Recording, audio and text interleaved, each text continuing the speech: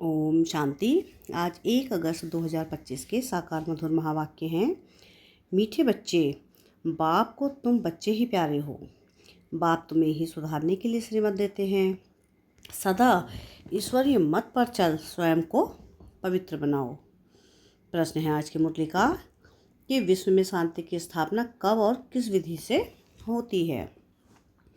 क्या प्रश्न है आज का कि विश्व में शांति कब और किस विधि से होती है। उत्तर है इसका, तुम जानते हो कि विश्व में शांति तो महाभारत लड़ाई के बाद ही होती है, लेकिन उसके लिए तुम्हें पहले से ही तैयार होना है। अपनी कर्मातीत अवस्था बनाने की मेहनत करनी है। सृष्टि के आदि मध्य अंत का ज्ञान सिमरण कर बाप की याद से संपूर्ण पावन बनना है, तब इस सृष्टि का परिवर्तन होगा। गीत है आज की मुरली का, आज अंधेरे में है इंसान। ओम शांति। यह गीत है भक्ति मार्ग का गाया हुआ है। कहते हैं कि हम अंधेरे में हैं, अब ज्ञान का तीसरा नेत्र दो। ज्ञान मांगते हैं ज्ञान सागर से, बाकी है अज्ञान। कहा जाता है कलयुग में सब अज्ञान की आसुरी नींद में सोए हुए कुंभकर्ण हैं। बाप कहते हैं ज्ञान तो बहुत ही सिंपल है। भक्ति मार्ग में कितने वेद शास्त्र आदि पढ़ते हैं, हठ योग करते हैं, गुरु आदि करते हैं। अब उन सबको छोड़ना पड़ता है, क्योंकि वह कभी राजयोग सिखला ना सके। बाप ही तो राजाई देंगे, मनुष्य मनुष्य को दे ना सके। परंतु उसके लिए ही सन्यासी कहते हैं काग विष्ठा समान सुख है, क्योंकि खुद घर बार छोड़कर भागते हैं। यह ज्ञान सिवाय ज्ञान सागर बाप के और कोई दे ना सके। यह राजयोग भगवान ही सिखलाते हैं। मनुष्य मनुष्य को पावन बना ना सके। पतित पावन एक ही बाप है। मनुष्य भक्ति मार्ग में कितना फंसे हुए हैं। जन्म जन्मांतर से भक्ति करते आए हैं, स्नान करने जाते हैं। ऐसे भी नहीं कि सिर्फ गंगा में स्नान करते हैं। जहाँ भी पानी का तालाब आदि देखेंगे तो उसको भी पतित पावन समझते हैं। यहाँ भी गौमुख है, झरने से पानी आता है। जैसे कुएं में पानी आता है तो उसको पतित पावनी गंगा थोड़ी ही कहेंगे। मनुष्य समझते हैं कि यह भी तीर्थ है। बहुत मनुष्य भावना से वहाँ जाकर स्नान आदि करते हैं। तुम बच्चों को अभी ज्ञान मिला है, तुम बतलाते हो तो भी मानते नहीं। अपना देह अहंकार बहुत है। हम इतने शास्त्र पढ़े हैं। बाप कहते हैं यह पढ़ा हुआ सब भूलो। अब इन सब बातों का मनुष्यों को कैसे पता पड़े, इसलिए बाबा कहते हैं ऐसी ऐसी पॉइंट्स लिखकर एरोप्लेन द्वारा गिराओ। जैसे आजकल कहते हैं कि विश्व में शांति कैसे हो, कोई ने राय दी तो उनको इनाम मिलता रहता है। अब वह शांति की स्थापना तो कर ना सके। शांति है कहाँ, झूठी प्राइज देते रहते हैं। अब तुम जानते हो कि विश्व में शांति तो होती है लड़ाई के बाद। यह लड़ाई तो कोई भी समय लग सकती है, ऐसी तैयारी है। सिर्फ तुम बच्चों की ही देरी है। जब तुम अपने बच्चे कर्मातीत अवस्था को पाओ, इसमें ही मेहनत है। बाप कहते हैं मामेकम याद करो और गृहस्थ व्यवहार में रहते कमल फूल समान पवित्र बनो और सृष्टि के आदि मध्य अंत का ज्ञान सिमरण करते रहो। तुम लिख भी सकते हो कि ड्रामा अनुसार कल्प पहले मुआफिक विश्व में शांति स्थापन हो जाएगी। तुम यह भी समझा सकते हो कि विश्व में शांति तो सतयुग में ही होती है। यहाँ जरूर अशांति रहेगी, परंतु कोई है जो तुम्हारी बातों पर विश्वास नहीं करते, क्योंकि उनको स्वर्ग में आना ही नहीं है तो श्रीमत पर चलेंगे नहीं। यहाँ भी बहुत हैं जो श्रीमत पर पवित्र रह नहीं सकते। ऊँचते ऊँच भगवान की तुमको मत मिलती है। कोई की चलन अच्छी नहीं होती है तो कहते हैं ना तुमको ईश्वर अच्छी मत दे, अभी तुमको ईश्वरीय मत पर चलना चाहिए। बाप कहते हैं कि 63 जन्म तुमने विषय सागर में गोते खाए हैं। बच्चों से बात करते हैं, बच्चों को ही बाप सुधारेंगे ना, सारी दुनिया को कैसे सुधारेंगे। बाहर वालों को कहेंगे बच्चों से समझो। बाप बाहर वालों से बात नहीं कर सकते। बाप को बच्चे ही प्यारे लगते हैं, सौतेले बच्चे थोड़े ही लगेंगे। लौकिक बाप भी सपूत बच्चों को धन देते हैं। सब बच्चे समान तो नहीं होंगे। बाप भी कहते हैं जो मेरे बनते हैं उन्हों को ही मैं वर्षा देता हूँ, जो मेरे नहीं बनते वह हजम नहीं कर सकेंगे, श्रीमत पर चल नहीं सकेंगे। वह हैं भगत, बाबा के बहुत देखे हुए हैं। कोई बड़ा सन्यासी आता है तो बहुत उन्हों के फॉलोअर्स होते हैं। फंड यानी चंदा इकट्ठा करते हैं, अपनी अपनी ताकत अनुसार फंड निकालते हैं। यहाँ बाप तो ऐसे नहीं कहेंगे फंड इकट्ठा करो, नहीं, यहाँ तो जो बीज बोएंगे 21 जन्म उसका फल पाएंगे। मनुष्य दान करते हैं तो समझते हैं कि ईश्वर अर्थ हम करते हैं, ईश्वर समर्पणम कहते हैं। वह तो कहेंगे कि श्री कृष्ण समर्पणम। श्री कृष्ण का नाम क्यों लेते हैं? क्योंकि गीता का भगवान समझते हैं। श्री राधे अर्पणम कभी नहीं कहेंगे, ईश्वर या श्री कृष्ण अर्पणम कहते हैं। जानते हैं फल देने वाला ईश्वर ही है। कोई साहूकार के घर में जन्म लेते हैं तो कहते हैं ना कि आगे जन्म में बहुत दान पुण्य करते हैं तब यह बना है। राजा भी बन सकते हैं, परंतु वह है अल्पकाल कागविष्ठा समान सुख। राजाओं को भी सन्यासी लोग सन्यास कराते हैं तो उनको कहते हैं स्त्री तो समर्पणी है, लेकिन द्रौपदी ने तो पुकारा है, दुशासन मुझे नग्न करते हैं। अब भी अबलाएं कितना पुकारती हैं, हमारी लाज रखो बाबा, यह हमको बहुत मारते हैं, कहते हैं विष दो नहीं तो खून करता हूँ। बाबा इन बंधनों से छुड़ाओ। बाप कहते हैं बंधन तो खल्लास होने ही हैं, फिर 21 जन्म कभी नग्न नहीं होंगे। यहाँ विकार होता नहीं, वहाँ विकार होता नहीं। इस मृत्युलोक में यह अंतिम जन्म है, यह है ही विश्वेश्वर। दूसरी बात बाप समझाते हैं कि इस समय मनुष्य कितने बेसमझ बन गए हैं। जब कोई मरता है तो कहते हैं स्वर्ग पधारा, लेकिन स्वर्ग है कहाँ, यह तो नर्क है। स्वर्गवासी हुआ तो जरूर नर्क में था, परंतु किसको सीधा कहो कि तुम नर्कवासी हो तो क्रोध में आकर बिगड़ पड़ेंगे। ऐसे ऐसे को तुमको लिखना चाहिए, फलाना स्वर्गवासी हुआ तो इसका मतलब तुम नर्कवासी हो ना। हम तुमको ऐसी युक्ति बताते हैं जो तुम सच सच स्वर्ग में जाओ। यह पुरानी दुनिया तो अब खत्म होनी है। अखबार में निकालो कि यह लड़ाई के बाद विश्व में शांति होनी है। 5000 वर्ष पहले मुआफिक वहाँ एक ही आदि सनातन देवी देवता धर्म था। वो लोग फिर कहते वहाँ भी कंस जरासंधि आदि असुर थे। त्रेता में रावण था, अब उसने माथा कौन मारे।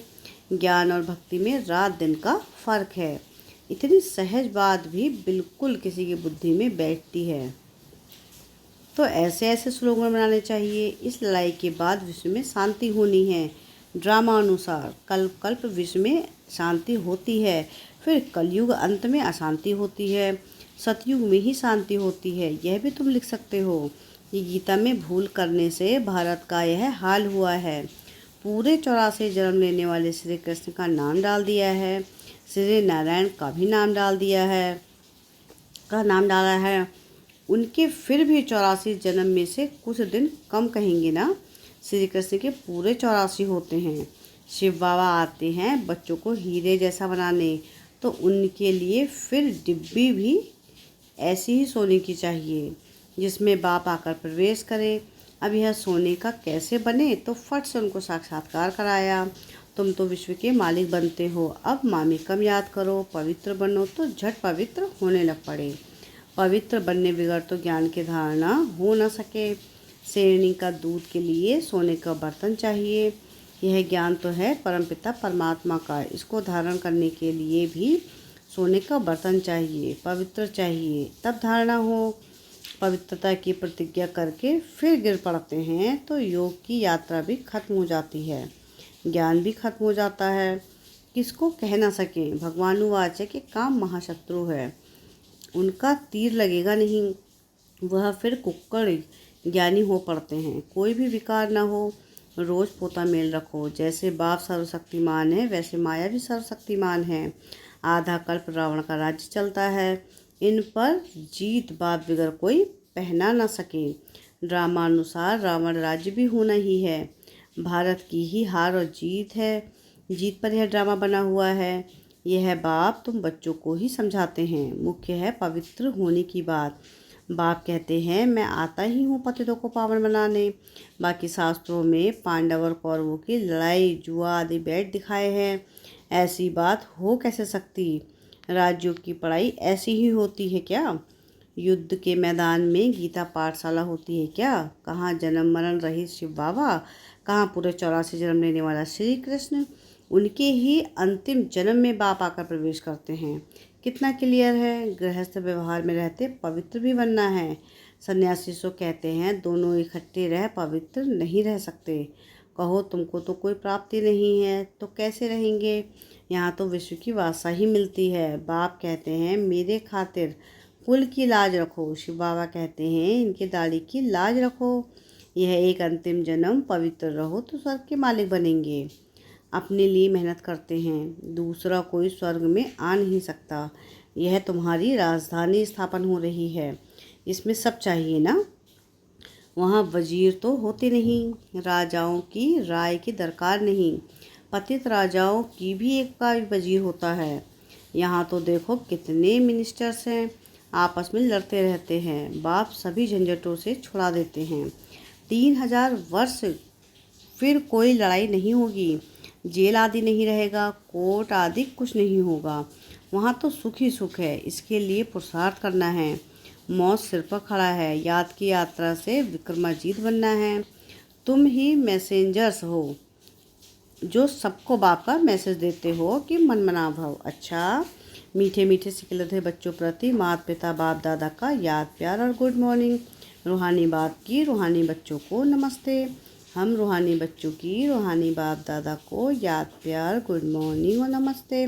शुक्रिया प्यारे बाबा, शुक्रिया। धारणा के लिए मुख्य सार है।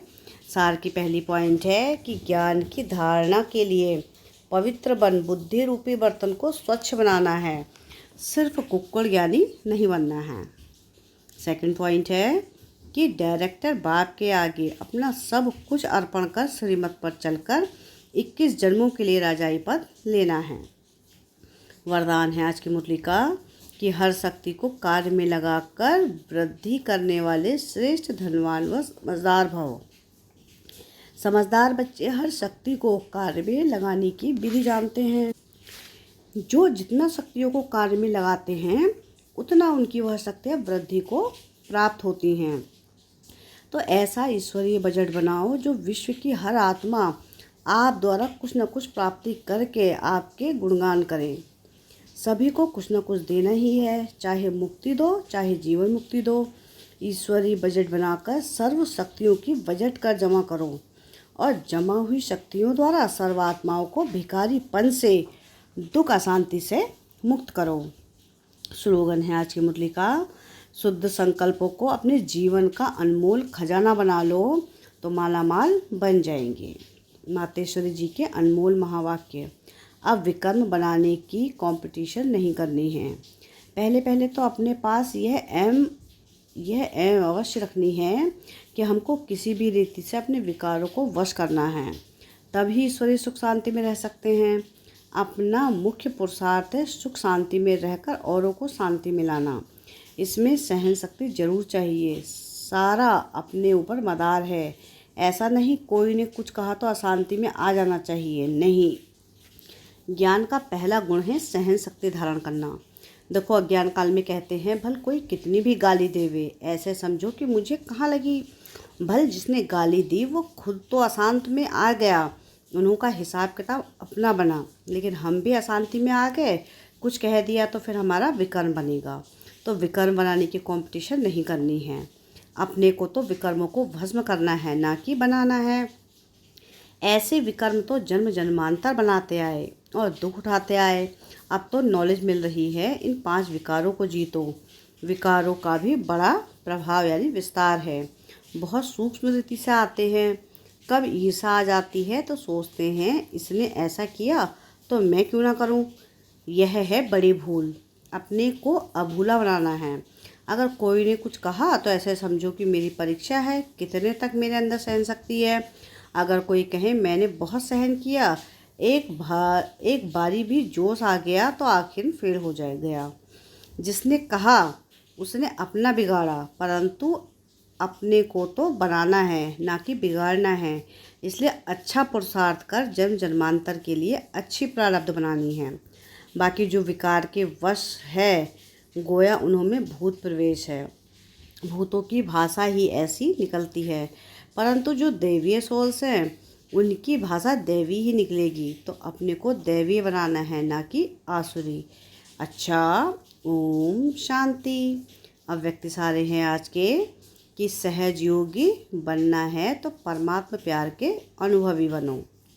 परमात्मा प्यार के अनुभवी बनो तो इसी अनुभव से सहज योगी बन उड़ते रहेंगे। परमात्मा प्यार उड़ाने का साधन है। उड़ने वाले कभी धरनी के आकर्षण में आ नहीं सकते। माया का कितना भी आकर्षित रूप हो, लेकिन वह आकर्षण उड़ती कला वालों के पास पहुंच नहीं सकती।